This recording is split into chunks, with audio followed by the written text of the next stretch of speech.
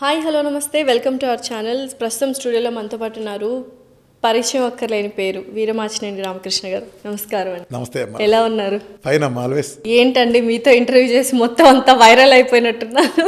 అంటే నా subject controversial అమ్మా, అందుకని. డెఫినెట్లీ చాలా మంది కీటో డైట్ కానీ ఇంటర్మీడియట్ ఫాస్టింగ్ అని ఫ్యాన్సీ వర్డ్స్ అని అంటున్నారు. అసలు ఏంటి కీటో డైట్ అంటే ఏంటి? నిజంగానే ఎటువంటి నష్టం లేదా ఇది ఫాలో అయితే? కీటో డైట్ వేరు, విఆర్కే డైట్ వేరమ్మా.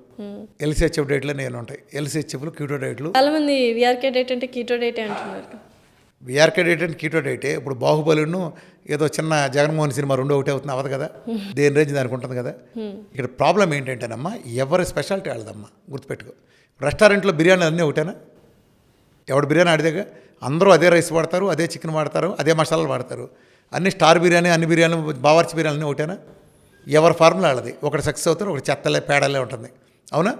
అట్లానే రెండు మెటబాలజీలు ఉంటాయి మనకి, గ్లూకోజ్ మెటబాలజీ, ఫ్యాట్. ఇది కూడా తెలియదు కొంతమందికి. ఇంకా ప్రోటీన్ మెటబాలజీ ఉందనుకుంటారు. సరే, ఇక్కడ మీద జాలి పట్టడం తప్ప చేయగలిగేది లేదు. శరీరంలో ఉండేది కీటోన్ బాడీస్, మెటబాలజీ, ఈ మెటబాలజీ ఉంటుంది. ఇప్పుడు నువ్వు ఇటు మారితే గ్లూకోజ్ కాదు అనుకుంటే మిగిలిన ఆప్షన్ ఏంటి నీకు? ఓన్లీ కీటోకి రావాలి కదా. కొంతమంది సన్నాసులు తెలియకే ఉంటారంటే కీటో డైట్కి విఆర్కే పేరు పెట్టుకున్నాడు కదా. ఈ మాట నువ్వు విని ఉంటావు. ఇప్పుడు అట్కిన్స్ డైట్ ఉంది, అదేంటి? కీటో డైటే కదా. మరి కీటో డైట్ అనాలి కానీ అట్కిన్స్ అని ఎందుకు అన్నారు? కీటో డైట్ అనాలిగా. పాలియో డైట్ ఉంది, అదేంటి? పాలియోకి ఎందుకు అనాలి? కీటో డైట్ అనాలిగా. జనరల్ మోటార్స్ డైటు, అది కీటో డైటేగా. ఇంకో డైటు 10,000 డైట్లు ఉన్నాయి తెలిసినట్లు, ప్రపంచ ప్రతి దేశంలో కీటో డైట్లు. డైట్లన్నీ మంచిదేనా? చెప్తా, ఉన్నాయి కదా డైట్లు. మరి విఆర్కే విఆర్కే అంటే మాయరోగం ఏంటి? ఈ డైట్లన్నీ ఒకటి, ప్రపంచంలో విఆర్కే డైట్ ఒకటే. తేడా చెప్పనా? ఈ ప్రపంచంలో ఎల్సిహెచ్ఎఫ్ అని ఇట్లా రకరకాల వీళ్ళు తెలియదు. వీళ్ళు తెలియక మా దాంట్లో భాగమే అనుకుంటారు. లో కార్బ్ హై ఫ్యాట్ కాదు. ఫ్యాట్ అంటే నువ్వేమనుకుంటున్నావు, నేనేమనుకుంటున్నాను సమస్య. కమ్యూనికేషన్లో నువ్వేమనుకుంటున్నావు, నేనేమనుకుంటున్నావు పాయింట్. అర్థమైందా?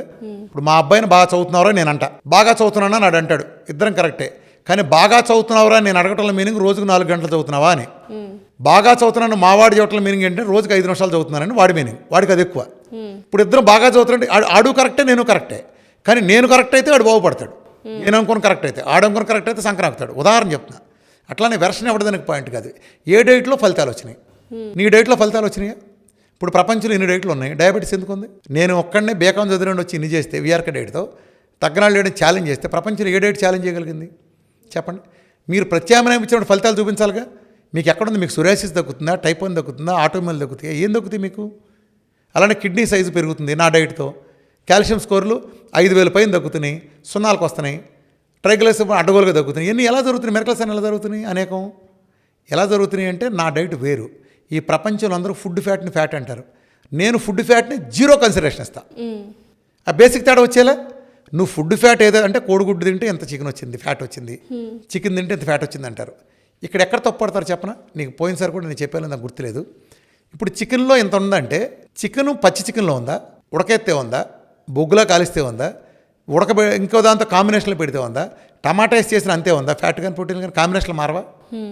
సో నువ్వు ఇంత గ్రాములు ప్రోటీన్ ఫ్యాట్ ఉందని ఎలా చెప్తావు? నువ్వు నీకు ఎలా తెలుసు చెప్పు? ఎట్ల పొయ్యి మీద కాస్తే అలాగే ఉందా? అలానే అమెరికాలో దొరికే కోడికి, ఇండియాలో దొరికే కోడికి, ఆఫ్రికాలో దొరికే కోడి ఒకే రకంగా ఉంటుందా? నువ్వు చెప్పిన 30% ప్రోటీను లేదా 30% కార్బు, ఇవన్నీ కాకమ్మ కబుర్లు. అందుకు నేనేం చేస్తాను, ఈ ప్రపంచంలో ఏ గొడవ లేకుండా ఫుల్లీ సాచురేట్ ఫ్యాట్ నేరుగా ఇచ్చేస్తాను. నేను తప్పితే ఎవరెవరు అట్లా ఫుల్లీ సాచురేట్ ఫ్యాట్ నేరుగా ఇచ్చేస్తా. ఇంకెవరెవరు? నేను 90 నుంచి 100 గ్రాములు ఇస్తా. అదేంటి కొబ్బరి నూనె ఏంటి? Fully saturated, highest saturated fat in the world, 92% సాచురేషను. ప్రపంచం ఎవడెప్పుడుగా వంట చేసుకుంటాడు దాంతో అంతే, లేదా 1 స్పూను 2 స్పూన్లు ఎత్తాడు. అదేను నీ బిఎంఆర్లో 40-50% ఆయిల్ తగ్గించాడు, రెండో ఒకటేనా?